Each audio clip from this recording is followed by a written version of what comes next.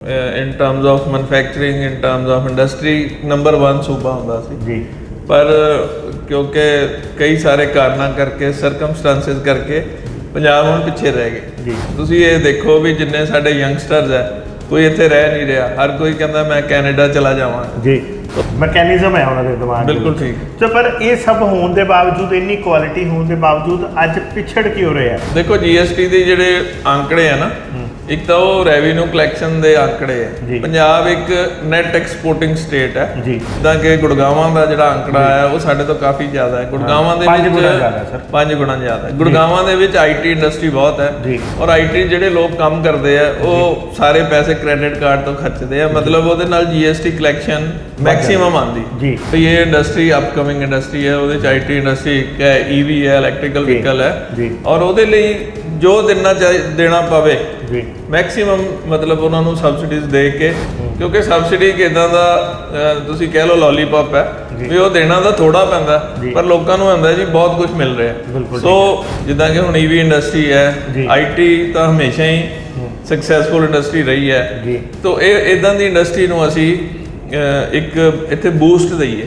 ਅੱਜ ਤੁਹਾਡੇ ਹਿਸਾਬ ਨਾਲ ਪੰਜਾਬ ਦੀ ਇੰਡਸਟਰੀ ਨੂੰ ਕਿੱਦਾਂ ਦੇ ਪ੍ਰੋਡਕਟਸ ਦੀ ਸਿਲੈਕਸ਼ਨ ਕਰਨੀ ਚਾਹੀਦੀ? ਤੇ ਅਸੀਂ ਆਇਰਨ ਔਰ ਤੋਂ ਦੂਰ ਆ, ਸਾਨੂੰ ਇਦਾਂ ਦੇ ਪ੍ਰੋਡਕਟ ਬਣਾਉਣੇ ਚਾਹੀਦੇ ਜਿਹਦੇ ਵਿੱਚ ਵੈਲਿਊ ਐਡੀਸ਼ਨ ਜ਼ਿਆਦਾ ਹੈ। ਉਹਦੇ ਲਈ ਗਵਰਨਮੈਂਟ ਸਪੋਰਟ ਦੀ ਜ਼ਰੂਰਤ ਹੈ। ਚਾਈਨਾ ਵਾਲੇ ਇੱਕ ਐਗਜ਼ੀਬਿਸ਼ਨ ਤੇ ਆਉਂਦੇ ਆ ਨਾ, ਉਹਨਾਂ ਨੂੰ ਇੱਕ ਪਾਰਟ ਦਿਖਾ ਦਿਓ, ਉਹ 1 ਮਹੀਨੇ ਬਾਅਦ ਉਹ ਪਾਰਟ ਤੁਹਾਨੂੰ ਮਾਰਕੀਟ 'ਚ ਫਲੋਟ ਕਰ ਦਿੰਦੇ। ਇੱਥੇ ਅਸੀਂ ਇਹ ਸੋਚਦੇ ਰਹਿ ਜੀਦਾ ਵੀ ਸਾਨੂੰ ਲੋਨ ਕਦੋਂ ਮਿਲੇਗਾ, ਅਸੀਂ ਇਹਦੇ ਲਈ ਮਸ਼ੀਨਾਂ ਕਦੋਂ ਲਵਾਂਗੇ, ਇਹਦੀਆਂ ਡਾਈਆਂ ਕਦੋਂ ਬਣਨਗੀਆਂ। ਤੋਂ ਜ਼ਿਆਦਾ ਤੁਹਾਨੂੰ ਜ਼ਿਆਦਾ ਸਮਝ ਹੈ ਕਿ ਟਾਈਨੀ MSME ਹੈ, SME ਦਾ ਕੀ ਮਤਲਬ ਹੁੰਦਾ, ਪਰ ਕੋਈ ਵੀ ਐਸੋਸੀਏਸ਼ਨ ਅਸੀਂ ਦੇਖਿਆ ਕਿ ਸਰਕਾਰਾਂ ਨੂੰ ਕਨਵਿੰਸ ਨਹੀਂ ਕਰ ਪਾਈ। ਇਹ ਕਿਉਂ? ਦੇਖੋ ਔਰ ਇਹ ਬੜੀ ਹਾਸੋ ਹੋਣੀ ਗੱਲ ਹੈ। ਇੱਕ ਪਾਸੇ ਤਾਂ ਅਸੀਂ ਨਵੀਂ ਇੰਡਸਟਰੀ ਲਾਉਣ ਦੀ ਕੋਸ਼ਿਸ਼ ਕਰ ਰਹੇ ਹਾਂ, ਇੱਕ ਪਾਸੇ ਪੁਰਾਣੀ ਇੰਡਸਟਰੀ ਦੀ ਕਲੈਰਿਟੀ ਨਹੀਂ ਹੈ। ਇੰਡਸਟਰੀ ਜਿੱਥੇ ਬੈਠੀ ਹੈ ਇਹਨੂੰ ਬੈਠੇ ਰਹਿਣ ਦਿੱਤਾ ਜਾਏ, ਨਾਲ ਹੀ ਇਹਨਾਂ ਲਈ ਇੱਕ ਵੱਖਰਾ ਫੋਕਲ ਪੁਆਇੰਟ ਜਿਹਦੇ ਵਿੱਚ ਛੋਟੇ ਪਲਾਟ ਆਉਣ 250 ਗਜ਼ 500 ਗਜ਼, ਤਾਂ ਕਿ ਇਹ ਨਾ ਹੋਵੇ ਵੀ ਉਹ ਫਿਰ ਵੱਡੇ ਘਰਾਣੇ ਉੱਥੇ ਪਲਾਟ ਲੈ ਜਾਣ, ਛੋਟੀ ਇੰਡਸਟਰੀ ਨੂੰ ਕੁਝ ਮਿਲੇ। ਇੱਕ ਸਰਕਾਰੀ ਜਗ੍ਹਾ ਤੇ ਲੋਕੀ ਕਬਜ਼ਾ ਕਰੀ ਜਾ ਰਹੇ ਹੈ, ਉਹ ਸਰਕਾਰ ਦੇ ਹੱਥੋਂ ਤਾਂ ਵੈਸੇ ਹੀ ਜਾ ਰਹੀ ਹੈ, ਉਹਦੇ ਨਾਲ ਵਧੀਆ ਇੱਦਾਂ ਨਹੀਂ ਕਿ ਉਹ ਹੈ ਵੀ ਬਿਲਕੁਲ ਨਾ ਜੁੜਦੀ। ਜਿੱਥੇ ਸਰਕਾਰ ਚਾਹਵੇ ਤਾਂ ਇੰਡਸਟਰੀ ਨੂੰ ਰੀਸਟੈਬਲਿਸ਼ ਕਰ ਸਕਦੀ ਹੈ, ਕਿਸ਼ਤਾਂ 'ਚ ਪਲਾਟ ਦੇ ਸਕਦੀ ਹੈ। ਇਹ ਹੁਣ ਇੱਕ ਗੈਸ ਲੀਕ ਦਾ ਜਿਹੜਾ ਇਸ਼ੂ ਹੋਇਆ, ਇਹਦੇ ਨਾਲ ਦੇਖੋ ਸਟੇਟ ਦਾ ਨਾਮ ਬੜਾ ਖਰਾਬ ਹੁੰਦਾ। ਬਿਲਕੁਲ ਹੋਇਆ। ਜਿੰਨੇ ਵੀ ਇਨਵੈਸਟਰ ਨੇ ਆਣਾ ਉਹ ਇੱਕ ਤਾਂ ਉਹਨੂੰ ਚਾਹੀਦਾ ਬਈ ਲਾਅ ਐਂਡ ਆਰਡਰ ਵਧੀਆ ਹੋਵੇ, ਇਨਫਰਾਸਟ੍ਰਕਚਰ ਵਧੀਆ ਹੋਵੇ। ਜੋ ਮੇਰੀ ਇਨਫੋਰਮੇਸ਼ਨ ਹੈ, ਮੈਂ ਸਮਝਦਾ ਵੀ ਅਗਲੇ 3-4 ਮਹੀਨਿਆਂ 'ਚ 에ਅਰਪੋਰਟ ਆਪਰੇਸ਼ਨਲ ਹੋਵੇ। ਚਲੋ। जनहितैषी TRP नहीं खरीदते, भरोसा जीतते हैं हम। नमस्कार, सत श्री अकाल, आदाब। केंद्र सरकार वालों रिसेंटली GST, जी हाँ, स्टेट वाइज GST कलैक्शन नूं लैके कुछ आंकड़े पेश किए गए हैं। ये आंकड़े ਦੇ ਵਿੱਚ ਦੇਖਣ ਨੂੰ ਮਿਲਦਾ ਕਿ ਅਸੀਂ ਆਪਣੇ ਪੜੋਸੀ ਜਿਹੜੇ ਰਾਜ ਹੈਗੇ ਆ ਜਾਂ ਜਿਹੜੇ ਹੈਗੇ ਆ ਲੋਕ ਜਿਹੜੇ ਸਟੇਟਾਂ ਆਪਣੇ ਆਪ ਨੂੰ ਪਰਫਾਰਮੈਂਸ ਦੇ ਰਹੀਆਂ, ਉਹਨਾਂ ਤੋਂ ਪੰਜਾਬ ਬਹੁਤ ਹੀ ਪਿਛੜਿਆ ਹੋਇਆ ਨਜ਼ਰ ਆ ਰਿਹਾ। ਇਸ ਸਾਰੇ ਮਾਮਲੇ ਦੇ ਵਿੱਚ ਅੱਜ ਅਸੀਂ ਪਹੁੰਚੇ ਹਾਂ CICU ਦੇ ਪ੍ਰਧਾਨ ਉਪਕਾਰ ਸਿੰਘ ਊਜਾ ਜੀ ਨਾਲ। ਪੁੱਛਦੇ ਹਾਂ, ਜਾਣਦੇ ਹਾਂ ਕਿ ਇਸ ਨੂੰ ਕਿਸ ਨਜ਼ਰੀਏ ਨਾਲ ਦੇਖਣਾ ਚਾਹੀਦਾ ਹੈ। ਸੋ ਗੱਲਬਾਤ ਕਰਦੇ ਹਾਂ ਉਪਕਾਰ ਸਿੰਘ ਊਜਾ ਜੀ ਨਾਲ। ਸਤਿ ਸ਼੍ਰੀ ਅਕਾਲ ਸਰ। ਸਤਿ ਸ਼੍ਰੀ ਅਕਾਲ ਜੀ। ਬਹੁਤ ਬਹੁਤ ਧੰਨਵਾਦ ਸਭ ਤੋਂ ਪਹਿਲਾਂ ਫॉर द ਕਵਰੇਜ। ਜੀ ਸਰ। ਹਾਂਜੀ ਸਰ, GST ਦੀ ਆંકੜੇ ਸਾਹਮਣੇ ਆ ਰਹੇ ਆ, ਦੱਸਿਆ ਜਾ ਰਿਹਾ ਕਿ ਪੰਜਾਬ ਸੂਬਾ ਅੱਜ ਬਹੁਤ ਪਿੱਛੇ ਰਹਿ ਗਿਆ ਹੈ ਬਾਕੀ ਜਿਹੜੇ ਨੇਬਰਿੰਗ ਸਟੇਟਸ ਹੈ ਜਾਂ ਪਰਫਾਰਮਿੰਗ ਸਟੇਟਸ ਦੇ ਵਿੱਚੋਂ। ਇਹ ਦੇਖੋ, ਜੇ ਆਪਾਂ ਗੱਲ ਕਰੀਏ ਤਾਂ ਪੰਜਾਬ ਕਦੀ ਇਨ terms of manufacturing, in terms of industry number 1 ਸੂਬਾ ਹੁੰਦਾ ਸੀ ਜੀ। ਪਰ ਕਿਉਂਕਿ ਕਈ ਸਾਰੇ ਕਾਰਨਾਂ ਕਰਕੇ ਸਰਕਮਸਟੈਂਸਸ ਕਰਕੇ ਪੰਜਾਬ ਹੁਣ ਪਿੱਛੇ ਰਹਿ ਗਏ ਜੀ। ਸੋ ਇਹਦੇ ਲਈ ਸਾਰਿਆਂ ਨੂੰ, ਜਿੰਨੇ ਵੀ ਸਟੇਕ ਹੋਲਡਰ ਹੈ, ਉਹਦੇ ਸਟੇਟ ਗਵਰਨਮੈਂਟ ਵੀ ਹੈ, ਸੈਂਟਰ ਗਵਰਨਮੈਂਟ ਵੀ ਹੈ ਔਰ ਇੰਡਸਟਰੀਅਲਿਸਟ ਹੈ, ਬਿਜ਼ਨਸਮੈਨ ਹੈ, ਬਿਊਰੋਕਰੈਟਸ ਹੈ, ਐਡਮਿਨਿਸਟ੍ਰੇਸ਼ਨ ਹੈ, ਸਾਰਿਆਂ ਨੂੰ ਮਿਲ ਕੇ ਜੇ ਅਸੀਂ ਕੰਮ ਕਰਾਂਗੇ ਤਾਂ ਇਹ ਇੰਡਸਟਰੀ ਦੁਬਾਰਾ, ਕਿਉਂਕਿ ਤੁਸੀਂ ਇਹ ਦੇਖੋ ਵੀ ਜਿੰਨੇ ਸਾਡੇ ਯੰਗਸਟਰਸ ਹੈ ਕੋਈ ਇੱਥੇ ਰਹਿ ਨਹੀਂ ਰਿਹਾ, ਹਰ ਕੋਈ ਕਹਿੰਦਾ ਮੈਂ ਕੈਨੇਡਾ ਚਲਾ ਜਾਵਾਂਗਾ ਜੀ। ਸੋ ਸਾਰਿਆਂ ਨੂੰ ਇਹ ਜ਼ੋਰ ਲਾਉਣ ਦੀ ਲੋੜ ਹੈ ਤਾਂ ਕਿ ਸਾਡੀ ਅਗਲੀ ਜਨਰੇਸ਼ਨ ਇੱਥੇ ਰਵੇ, ਕੰਮ ਕਰੇ ਤੇ ਪੰਜਾਬ ਗਰੋ ਕਰੇ ਜੀ। ਪੰਜਾਬ 'ਚ ਬੜਾ ਪੋਟੈਂਸ਼ੀਅਲ ਹੈ। ਜੇ ਤੁਸੀਂ ਇੰਡਸਟਰੀ ਵਾਈਜ਼ ਮੇਰੇ ਤੋਂ ਪੁੱਛੋ ਤਾਂ ਪੰਜਾਬ ਦੇ ਵਿੱਚ ਬਹੁਤ ਪੋਟੈਂਸ਼ੀਅਲ ਹੈ।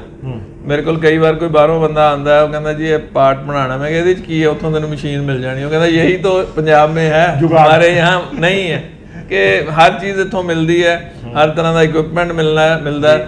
ਤੁਸੀਂ ਕੋਈ ਪ੍ਰੋਡਕਟ ਬਣਾਉਣਾ ਹੈ ਬੜਾ ਈਜ਼ੀਲੀ ਇੱਥੇ ਡਿਵੈਲਪ ਹੋ ਸਕਦਾ ਹੈ। ਪਰ ਇੱਥੇ ਦੇ ਲੋਕਾਂ ਦਾ ਜਿਹੜਾ ਮਾਈਂਡ ਹੈ ਉਹ ਟੈਕਨੋਕ੍ਰੇਟ ਹੈ ਬੇਸਿਕਲੀ। ਉਹ ਇਮੀਡੀਏਟਲੀ ਸੇ ਆਫ ਨੋ ਨਹੀਂ ਹੈ, ਉਹ ਇਮੀਡੀਏਟਲੀ ਐਕਸੈਪਟ ਕਰਦੇ ਔਰ ਕਹਿੰਦੇ ਕਿ ਲਓ ਜੀ ਇਹ ਤਾਂ ਬਣਾ ਦਾਂਗੇ। ਬਿਲਕੁਲ ਠੀਕ ਮੈਕੈਨਿਜ਼ਮ ਹੈ ਉਹਨਾਂ ਦੇ ਦਿਮਾਗ ਬਿਲਕੁਲ ਠੀਕ। ਸੋ ਪਰ ਇਹ ਸਭ ਹੋਣ ਦੇ ਬਾਵਜੂਦ, ਇੰਨੀ ਕੁਆਲਿਟੀ ਹੋਣ ਦੇ ਬਾਵਜੂਦ ਅੱਜ ਪਿਛੜ ਕਿਉਂ ਰਹੇ ਆ? ਜੀਐਸਟੀ ਦੇ ਆંકੜੇ ਤਾਂ ਇਹ ਕਹਿ ਰਹੇ ਕਿ ਅਸੀਂ ਬਹੁਤ ਡਿਮੋਸ਼ਨ ਹੋ ਰਹੀ ਹੈ ਸਾਡੀ। ਦੇਖੋ ਜੀਐਸਟੀ ਦੇ ਜਿਹੜੇ ਆંકੜੇ ਆ ਨਾ, ਇੱਕ ਤਾਂ ਉਹ ਰੈਵਨਿਊ ਕਲੈਕਸ਼ਨ ਦੇ ਆંકੜੇ ਆ। ਪੰਜਾਬ ਇੱਕ ਨੈਟ ਐਕਸਪੋਰਟਿੰਗ ਸਟੇਟ ਹੈ ਜੀ।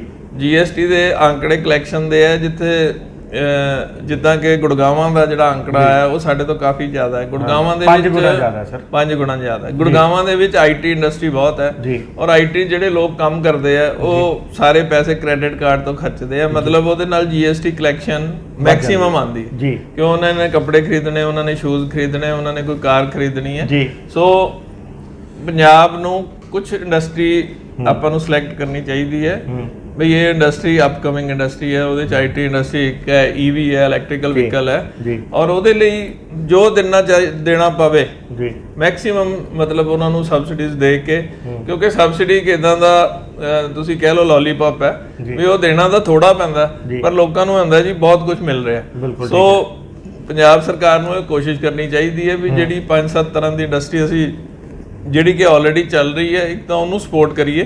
ਇਹ ਕੁਝ ਨਵੀਂ ਇੰਡਸਟਰੀ ਜਿਹੜੀ ਸਨਰਾਈਜ਼ ਇੰਡਸਟਰੀ ਜਿਹਨੂੰ ਅਸੀਂ ਕਹਿੰਦੇ ਆ, ਜਿੱਦਾਂ ਕਿ ਹੁਣ ਈਵੀ ਇੰਡਸਟਰੀ ਹੈ, ਆਈਟੀ ਤਾਂ ਹਮੇਸ਼ਾ ਹੀ ਸਕਸੈਸਫੁਲ ਇੰਡਸਟਰੀ ਰਹੀ ਹੈ।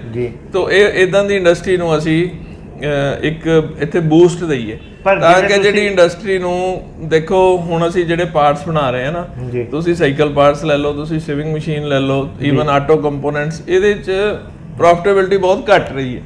ਸੋ ਇੰਡਸਟਰੀ ਜਦ ਤੱਕ, ਇੱਕ ਤਾਂ ਪੁਰਾਣੀ ਇੰਡਸਟਰੀ ਨੂੰ ਸਪੋਰਟ ਕਰਨਾ ਚਾਹੀਦਾ ਤਾਂ ਕਿ ਉਹ ਕੰਪੀਟ ਕਰ ਸਕਣ ਨੈਸ਼ਨ ਵਾਈਡ, ਇੰਟਰਨੈਸ਼ਨਲੀ। ਔਰ ਦੂਸਰਾ ਜਿਹੜੀ ਨਵੀਂ ਸਨਰਾਈਜ਼ ਇੰਡਸਟਰੀ ਹੈ ਉਹ ਪੰਜਾਬ 'ਚ ਲਿਆਉਣ ਦੀ ਕੋਸ਼ਿਸ਼ ਕਰਨੀ ਚਾਹੀਦੀ।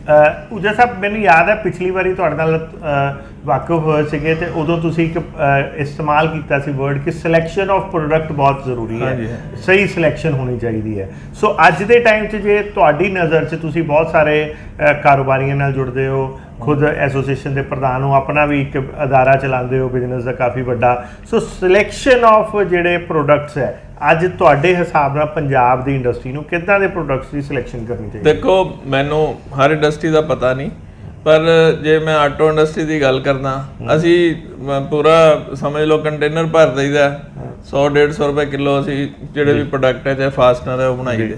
ਮੈਂ ਕਈ ਵਾਰ ਇਹ ਦੱਸਿਆ ਵੀ ਇੱਕ ਛੋਟਾ ਜਿਹਾ ਟਰਬੋ ਚਾਰਜ ਹੈ ਜਾਂ ਕੋਈ ਇਲੈਕਟ੍ਰੋਨਿਕ ਆਈਟਮ ਹੈ, ਕੋਈ ਸੈਂਸਰ ਹੈ, ਉਹ ਦੇਖੋ ਮਤਲਬ ਅੱਧਾ ਕਿਲੋ ਦਾ ਪਾਰਟ ਹੈ, ਉਹ 50,000 ਰੁਪਏ ਦਾ ਵਿਕਦਾ। ਸੋ ਇੰਡਸਟਰੀ ਨੂੰ, ਕਿਉਂਕਿ ਅਸੀਂ ਸੀ ਪੋਰਟ ਤੋਂ ਦੂਰ ਆ, ਅਸੀਂ ਆਇਰਨ ਔਰ ਤੋਂ ਦੂਰ ਆ, ਸਾਨੂੰ ਇਦਾਂ ਦੇ ਪ੍ਰੋਡਕਟ ਬਣਾਉਣੇ ਚਾਹੀਦੇ ਜਿਹਦੇ ਵਿੱਚ ਵੈਲਿਊ ਐਡੀਸ਼ਨ ਜ਼ਿਆਦਾ ਹੈ। ਉਹਦੇ ਲਈ ਗਵਰਨਮੈਂਟ ਸਪੋਰਟ ਦੀ ਜ਼ਰੂਰਤ ਹੈ। ਸਰਕਾਰ ਨੇ R&D ਸੈਂਟਰ ਬਣਾਏ ਆ, ਇੱਕ ਆਟੋ ਪਾਰਟਸ R&D ਸੈਂਟਰ ਹੈ, ਇੱਕ ਬਾਈਸਿਕਲ R&D ਸੈਂਟਰ ਹੈ, ਬਠਿੰਡੇ 'ਚ ਮਸ਼ੀਨ ਟੂਲ R&D ਸੈਂਟਰ ਹੈ। ਸੋ ਇਹ ਸੈਂਟਰ ਆਲਮੋਸਟ ਡਿਫੰਗ ਹੈ, ਬਹੁਤ ਥੋੜਾ ਕੰਮ ਕਰਦੇ ਆ, ਉਹ ਟੈਸਟਿੰਗ ਕਰਕੇ ਆਪਣਾ ਖਰਚਾ ਚਲਾ ਰਹੇ। ਸੋ ਸਰਕਾਰ ਨੂੰ ਚਾਹੀਦਾ ਵੀ ਇਹਨਾਂ ਨੂੰ ਇੰਟਰਨੈਸ਼ਨਲ ਲੈਵਲ ਤੇ ਇਹਨਾਂ ਨੂੰ ਅਪਗ੍ਰੇਡ ਕਰੇ ਤਾਂ ਕਿ ਜਿਹੜੀ ਇੰਡਸਟਰੀ ਹੈ, ਅਸੀਂ ਹੁਣ ਚਾਈਨਾ ਦੇਖੋ, ਚਾਈਨਾ ਵਾਲੇ ਇੱਕ ਐਗਜ਼ੀਬਿਸ਼ਨ ਤੇ ਆਉਂਦੇ ਆ ਨਾ, ਉਹਨਾਂ ਨੂੰ ਇੱਕ ਪਾਰਟ ਦਿਖਾ ਦਿਓ, ਉਹ 1 ਮਹੀਨੇ ਬਾਅਦ ਉਹ ਪਾਰਟ ਤੁਹਾਨੂੰ ਮਾਰਕੀਟ 'ਚ ਫਲੋਟ ਕਰ ਦਿੰਦੇ। ਬਿਲਕੁਲ ਠੀਕ। ਇੱਥੇ ਅਸੀਂ ਇਹ ਸੋਚਦੇ ਰਹਿ ਜੀਦਾ ਵੀ ਸਾਨੂੰ ਲੋਨ ਕਦੋਂ ਮਿਲੇਗਾ, ਅਸੀਂ ਇਹਦੇ ਲਈ ਮਸ਼ੀਨਾਂ ਕਦੋਂ ਲਵਾਂਗੇ, ਇਹਦੀਆਂ ਡਾਈਆਂ ਕਦੋਂ ਬਣਨਗੀਆਂ।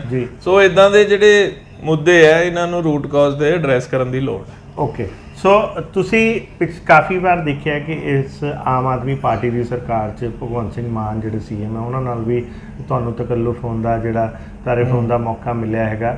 ਸੋ ਉਹਦੇ ਵਿੱਚ ਉਹਨਾਂ ਦਾ ਵਿਜ਼ਨ ਕੀ ਕਹਿੰਦਾ, ਉਹ ਕਿੱਦਾਂ ਦੀਆਂ ਚੀਜ਼ਾਂ ਨੂੰ ਪ੍ਰਮੋਟ ਕਰਨ ਨੂੰ ਫੋਕਸ ਕਰ ਰਿਹਾ? ਦੇਖੋ ਸਰਕਾਰ ਬੜਾ ਕੋਸ਼ਿਸ਼ ਕਰ ਰਹੀ ਹੈ ਵੀ ਪੰਜਾਬ ਦੀ ਇੰਡਸਟਰੀ ਅੱਗੇ ਜਾਏ, ਕਿਉਂਕਿ ਸਰਕਾਰ ਨੂੰ ਇਹ ਨਜ਼ਰ ਆਉਂਦਾ ਵੀ ਯੂਥ ਨੂੰ ਅਸੀਂ ਰੁਜ਼ਗਾਰ ਦੇਣ ਦੀ ਕਮਿਟਮੈਂਟ ਕੀਤੀ ਹੈ। ਯੂਥ ਨੂੰ ਰੁਜ਼ਗਾਰ ਉਦੋਂ ਹੀ ਮਿਲੇਗਾ ਜਦੋਂ ਉਹ ਕੀ ਕਹਿੰਦੇ ਉਹਨਾਂ ਨੂੰ ਇੰਡਸਟਰੀ ਅੱਗੇ ਆਏਗੀ, ਇੰਡਸਟਰੀ ਅੱਛੀ ਤਰ੍ਹਾਂ ਚੱਲੇਗੀ।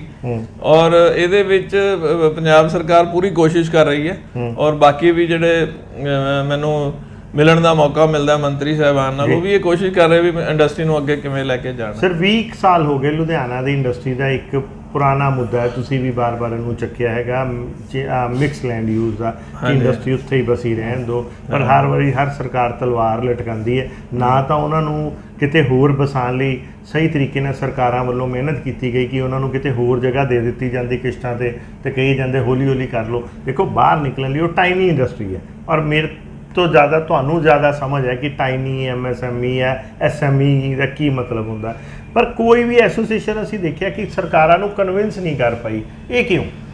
ਦੇਖੋ ਜਿਹੜਾ ਮਿਕਸ ਲੈਂਡ ਯੂਜ਼ ਦਾ ਏਰੀਆ ਇਹ ਮੈਨੂੰ ਪੂਰੀ ਉਮੀਦ ਹੈ ਵੀ ਇਲੈਕਸ਼ਨ ਤੋਂ ਬਾਅਦ ਇਹਦੀ ਅਨਾਉਂਸਮੈਂਟ ਹੋ ਜਾਏਗੀ। ਇੱਕ ਤਾਂ ਜਿਹੜਾ ਐਗਜ਼ਿਸਟਿੰਗ ਜਿਹੜਾ ਮਿਕਸ ਲੈਂਡ ਯੂਜ਼ ਏਰੀਆ ਇਹਨੂੰ ਸਰਕਾਰ ਐਕਸਟੈਂਸ਼ਨ ਦੇ ਦੇਗੀ 10 ਸਾਲ ਦੀ ਅਸੀਂ ਰਿਕੁਐਸਟ ਕੀਤੀ ਹੈ, ਦੇਖੋ ਕਿੰਨੀ ਐਕਸਟੈਂਸ਼ਨ ਮਿਲਦੀ। ਔਰ ਇਹ ਬੜੀ ਹਾਸੋ ਹੋਣੀ ਗੱਲ ਹੈ, ਇੱਕ ਪਾਸੇ ਤਾਂ ਅਸੀਂ ਨਵੀਂ ਇੰਡਸਟਰੀ ਲਾਉਣ ਦੀ ਕੋਸ਼ਿਸ਼ ਕਰ ਰਹੇ ਹਾਂ, ਇੱਕ ਪਾਸੇ ਪੁਰਾਣੀ ਇੰਡਸਟਰੀ ਦੀ ਕਲੈਰਿਟੀ ਨਹੀਂ ਹੈ। ਔਰ ਸਿਰਫ ਮਿਕਸ ਲੈਂਡ ਯੂਜ਼ ਇੱਕ ਲੁਧਿਆਣੇ ਤੁਸੀਂ ਹੌਜ਼ਰੀ ਇੰਡਸਟਰੀ ਜਿੰਨੀ ਵੀ ਲੈ ਲਓ ਸਾਰੀ ਮਿਕਸ ਲੈਂਡ ਯੂਜ਼ ਏਰੀਆ 'ਚ ਬੈਠੀ ਹੈ। ਸੋ ਇਹ ਅਸੀਂ ਇਹ ਕਹਿੰਦੇ ਹਾਂ ਵੀ ਇੰਡਸਟਰੀ ਜਿੱਥੇ ਬੈਠੀ ਹੈ ਇਹਨੂੰ ਬੈਠੇ ਰਹਿਣ ਦਿੱਤਾ ਜਾਏ, ਨਾਲ ਹੀ ਇਹਨਾਂ ਲਈ ਇੱਕ ਵੱਖਰਾ ਫੋਕਲ ਪੁਆਇੰਟ ਜਿਹਦੇ ਵਿੱਚ ਛੋਟੇ ਪਲਾਟ ਹੋਣ 250 ਗਜ਼ 500 ਗਜ਼, ਤਾਂ ਕਿ ਇਹ ਨਾ ਹੋਵੇ ਵੀ ਉਹ ਫਿਰ ਵੱਡੇ ਘਰਾਣੇ ਉੱਤੇ ਪਲਾਟ ਲੈ ਜਾਣ, ਛੋਟੀ ਇੰਡਸਟਰੀ ਨੂੰ ਕੁਝ ਮਿਲੇ ਨਾ। ਸੋ ਛੋਟੀ ਇੰਡਸਟਰੀ ਲਈ ਵੱਖਰੇ ਫੋਕਲ ਪੁਆਇੰਟ, ਔਰ ਸਰਕਾਰ ਕੋਸ਼ਿਸ਼ ਕਰ ਰਹੀ ਹੈ, ਸਾਡੀ MD PSIC ਔਰ ਲੋਕਲ ਸਾਡੇ MLA ਸਾਹਿਬਾਨ ਇਹ ਕਾਫੀ ਕੋਸ਼ਿਸ਼ ਕਰ ਰਹੇ ਹੈ ਬਈ ਕੋਈ ਨਾ ਕੋਈ ਜ਼ਮੀਨ ਦੇਖ ਕੇ, ਕਿਉਂਕਿ ਸਰਕਾਰ ਲਈ ਜ਼ਮੀਨ ਖਰੀਦਣੀ ਪੋਸੀਬਲ ਨਹੀਂ, ਜੇ ਕੋਈ ਪੰਚਾਇਤੀ ਜ਼ਮੀਨ ਜਾਂ ਸਰਕਾਰ ਦੀ ਕੋਈ ਇਦਾਂ ਵਾਧੂ ਪਈ ਜ਼ਮੀਨ ਤੇ ਫੋਕਲ ਪੁਆਇੰਟ ਉਹਦੇ ਨੇੜੇ, ਸਭ ਤੋਂ ਜ਼ਰੂਰੀ ਹੈ ਵੀ ਇਹ ਸ਼ਹਿਰ ਦੇ ਨੇੜੇ ਹੋਣਾ ਚਾਹੀਦਾ। ਅਸੀਂ ਤੁਹਾਡੇ ਨੋਟਿਸ 'ਚ ਲਿਆਉਂਦੇ ਹਾਂ ਕਿ ਤੁਹਾਨੂੰ ਪਤਾ ਹੀ ਹੋਏਗਾ ਜਿੱਧਰ ਸ਼ਿਮਲਾਪੁਰੀ ਵਾਲਾ ਪਾਸਾ ਹੈਗਾ ਜਿੱਥੇ ਇਹ ਮਿਕਸ ਲੈਂਡ ਯੂਜ਼ ਹੈ, ਇਹਦੇ ਪਿਛਲੇ ਪਾਸੇ ਲੁਹਾਰੇ ਦੇ ਕੋਲ ਲਗਭਗ 1200 ਏਕੜ ਲੋ ਲੰਗਰ ਦੀ ਜਗ੍ਹਾ, ਜਿਹੜੀ ਕਿ ਵਕਫ ਬੋਰਡ ਦੀ ਇੱਕ ਤਰ੍ਹਾਂ ਦੀ ਜਗ੍ਹਾ ਹੁੰਦੀ ਹੈ, ਲੋ ਲੰਗਰ ਦੀ ਜਗ੍ਹਾ ਹੈਗੀ ਹੈ ਜਿੱਥੇ ਨਜਾਇਜ਼ ਉਸਾਰੀਆਂ ਹੋ ਰਹੀਆਂ, ਲੋਕੀ ਨਜਾਇਜ਼ ਦੱਬੀ ਜਾਂਦੇ ਆ, ਔਰ 1200 ਏਕੜ ਹੈਗੀ ਹੈ, ਕੋਈ ਛੋਟੀ ਜਗ੍ਹਾ ਨਹੀਂ ਹੈ। ਕਿਉਂ ਨਹੀਂ? ਇੱਕ ਸਰਕਾਰੀ ਜਗ੍ਹਾ ਤੇ ਲੋਕੀ ਕਬਜ਼ਾ ਕਰੀ ਜਾ ਰਹੇ ਹੈ, ਉਹ ਸਰਕਾਰ ਦੇ ਹੱਥੋਂ ਤਾਂ ਵੈਸੇ ਹੀ ਜਾ ਰਹੀ ਹੈ, ਉਹਦੇ ਨਾਲ ਵਧੀਆ ਇੱਦਾਂ ਨਹੀਂ ਕਿ ਉਹ ਹੈ ਵੀ ਬਿਲਕੁਲ ਨਾਲ ਜੁੜਦੀ, ਜਿੱਥੇ ਸਰਕਾਰ ਚਾਹਵੇ ਤਾਂ ਇੰਡਸਟਰੀ ਨੂੰ ਰੀਸਟੈਬਲਿਸ਼ ਕਰ ਸਕਦੀ ਹੈ, ਕਿਸ਼ਤਾਂ 'ਚ ਪਲਾਟ ਦੇ ਸਕਦੀ ਹੈ। ਇਹ ਜਿਹਿਆਂ ਨੂੰ ਫ੍ਰੀ ਦੇ ਲੋਕੀ ਕਬਜ਼ਾ ਕਰ ਰਹੇ, ਉਹਦੇ ਨਾਲ ਬੈਟਰ ਕੁਛ ਤਾਂ ਹੋਊਗਾ, ਨਾਲੇ ਇੰਡਸਟਰੀ ਵੀ ਐਸਟੈਬਲਿਸ਼ ਹੋ ਜੂਗੀ ਤੇ ਜੋ ਸਰਕਾਰ ਚਾਹੁੰਦੀ ਹੈ ਉਹ ਵੀ ਬਾਹਰ ਹੋ ਜੂਗਾ। ਪਰ ਕਿਸੇ ਵੀ ਇੰਡਸਟਰੀਅਲ ਐਸੋਸੀਏਸ਼ਨ ਨੇ ਇਹੋ ਜਿਹੇ ਵਿਕਲਪ ਸਰਕਾਰਾਂ ਅੱਗੇ ਨਹੀਂ ਰੱਖੇ। ਹਾਲਾਤ ਇਦਾਂ ਦੇ ਕਿ 20-20 ਸਾਲਾਂ ਤੋਂ ਸਾਡੀ ਐਸੋਸੀਏਸ਼ਨਾਂ ਸੇਮ ਮੰਗ ਕਰ ਰਹੀਆਂ CM। ਸਾਡੀ ਇਹਦੀ ਬੜੀ ਹਾਈ ਲੈਵਲ ਤੇ ਡਿਸਕਸ਼ਨ ਚੱਲ ਰਹੀ ਹੈ ਜੀ, ਔਰ ਮੈਨੂੰ ਉਮੀਦ ਹੈ ਵੀ ਇਹ ਜਲੰਧਰ ਦੀ ਇਲੈਕਸ਼ਨ ਤੋਂ ਬਾਅਦ ਇਹ ਇਸ਼ੂ ਰਿਜ਼ੋਲਵ ਹੋ ਜਾਏ ਜੀ। ਇੱਕ ਤਾਂ ਜਿਹੜੀ ਜ਼ਮੀਨ ਬਾਰੇ ਹੈ ਜੀ, ਦੂਸਰਾ ਜਿਹੜਾ ਐਗਜ਼ਿਸਟਿੰਗ ਇੰਡਸਟਰੀ ਹੈ ਇਹਦੀ ਡੇਟ ਐਕਸਟੈਂਡ ਕਰਨ ਬਾਰੇ ਮੈਨੂੰ ਪੂਰੀ ਉਮੀਦ ਹੈ ਜਲਦੀ ਤੋਂ ਜਲਦੀ ਇਸ਼ੂ ਰਿਜ਼ੋਲਵ ਹੋ ਜਾਏ। ਤੇ ਹੋਰ ਕਿਹੋ ਜਿਹੇ ਸੁਝਾਅ ਇਸ ਟਾਈਮ ਤੁਸੀਂ ਦੇ ਰਹੇ ਹੋ? ਦੇਖੋ ਇਹ ਤਾਂ ਇਨਫਰਾਸਟ੍ਰਕਚਰ ਬੈਟਰ ਕੀਤਾ ਜਾਵੇ। ਇਹ ਹੁਣ ਇੱਕ ਗੈਸ ਲੀਕ ਦਾ ਜਿਹੜਾ ਇਸ਼ੂ ਹੋਇਆ, ਇਹਦੇ ਨਾਲ ਦੇਖੋ ਸਟੇਟ ਦਾ ਨਾਮ ਬੜਾ ਖਰਾਬ ਹੁੰਦਾ। ਬਿਲਕੁਲ ਹੋਇਆ। ਜਿੰਨੇ ਵੀ ਇਨਵੈਸਟਰ ਨੇ ਆਣਾ ਉਹ ਇੱਕ ਤਾਂ ਉਹਨੂੰ ਚਾਹੀਦਾ ਬਈ ਲਾਅ ਐਂਡ ਆਰਡਰ ਵਧੀਆ ਹੋਵੇ, ਇਨਫਰਾਸਟ੍ਰਕਚਰ ਵਧੀਆ ਹੋਵੇ, 에ਅਰਪੋਰਟ ਦੀ ਅਵੇਲੇਬਿਲਿਟੀ ਵੀ ਮੈਨੂੰ ਉਮੀਦ ਹੈ ਜਲਦੀ ਹੋ ਜਾਏਗੀ, ਇੱਕ ਬੜੀ ਇੰਪੋਰਟੈਂਟ ਮੁੱਦਾ। ਔਰ ਅਸੀਂ CM ਸਾਹਿਬ ਦੇ ਧੰਨਵਾਦੀ ਹਾਂ। ਅਸੀਂ ਲਾਸਟ ਜਦੋਂ ਉਹਨਾਂ ਨੂੰ ਮਿਲੇ ਸੀ ਉਹਨਾਂ ਨੂੰ ਇਹ ਰਿਕੁਐਸਟ ਕੀਤੀ ਸੀ ਵੀ ਇਹਨਾਂ ਨੂੰ ਜੋ ਵੀ ਇਹਨਾਂ ਦੀਆਂ ਹਰਡਲਸ ਹੈ ਜਾਂ ਪੇਮੈਂਟ ਰਿਲੀਜ਼ ਕਰਨੀ ਹੈ ਉਹਨੂੰ ਜਲਦੀ ਕਰ ਦਿੱਤਾ ਜਾਏ, ਤਾਂ ਕਿ 에ਅਰਪੋਰਟ ਇਹ ਨਾ ਹੋਏ ਵੀ ਕੇਸਾਂ 'ਚ ਫਿਰ ਲਟਕ ਜਾਏ। ਸੋ ਉਹਨਾਂ ਨੇ ਉਦੋਂ ਹੀ ਇਹਦੇ ਤੇ ਐਕਸ਼ਨ ਲਿਆ, ਔਰ ਮੈਨੂੰ ਜੋ ਮੇਰੀ ਇਨਫੋਰਮੇਸ਼ਨ ਹੈ ਮੈਂ ਸਮਝਦਾ ਵੀ ਅਗਲੇ 3-4 ਮਹੀਨਿਆਂ 'ਚ 에ਅਰਪੋਰਟ ਆਪਰੇਸ਼ਨਲ ਹੋ ਜਾਏ। ਚਲੋ ਠੀਕ ਹੈ ਸਰ, ਥੈਂਕ ਯੂ ਸਰ। ਸੋ ਦੋਸਤੋ ਇਹ ਸੀਗੇ ਸਾਡੇ ਨਾਲ ਉਪਕਾਰ ਸਿੰਘ ਊਜਾ ਜੀ, ਜਿਨ੍ਹਾਂ ਨੇ ਵੱਖ-ਵੱਖ ਮੁੱਦਿਆਂ ਦੇ ਨਾਲ ਗੱਲਬਾਤ ਕੀਤੀ ਹੈ, GST ਕਲੈਕਸ਼ਨ ਤੋਂ ਲੈ ਕੇ ਹੋਰ ਮੁੱਦਿਆਂ ਨੇ, ਤਾਂ ਕਿ ਇੱਕ ਪੋਜ਼ਿਟਿਵ ਨੋਟ, ਇੱਕ ਪੋਜ਼ਿਟਿਵ ਐਟੀਟਿਊਡ ਰੱਖ ਕੇ ਹਰ ਸ਼ੇਅਰ ਹੋਲਡਰ, ਫਿਰ ਚਾਹੇ ਉਹ ਇੰਡਸਟਰੀ ਹੋਵੇ, ਫਿਰ ਚਾਹੇ ਉਹ ਸਰਕਾਰ ਹੋਵੇ, ਫਿਰ ਚਾਹੇ ਉਹ ਐਸੋਸੀਏਸ਼ਨਾਂ ਹੋਣ, ਇੱਕ ਪੋਜ਼ਿਟਿਵ ਐਟੀਟਿਊਡ ਦੇ ਨਾਲ ਪੰਜਾਬ ਨੂੰ ਅੱਗੇ ਲਿਜਾਣ ਦੀ ਕੋਸ਼ਿਸ਼ ਕਰੀਏ ਤੇ ਆਪਣੇ ਪੰਜਾਬ ਨੂੰ ਫਿਰ ਰੰਗਲਾ ਪੰਜਾਬ ਬਣਾਈਏ। ਦੇਖਦੇ ਰਹੋ, ਬਨੇ ਰਹੋ ਜਨ ਹਿਤੈਸ਼ੀ। ਧੰਨਵਾਦ।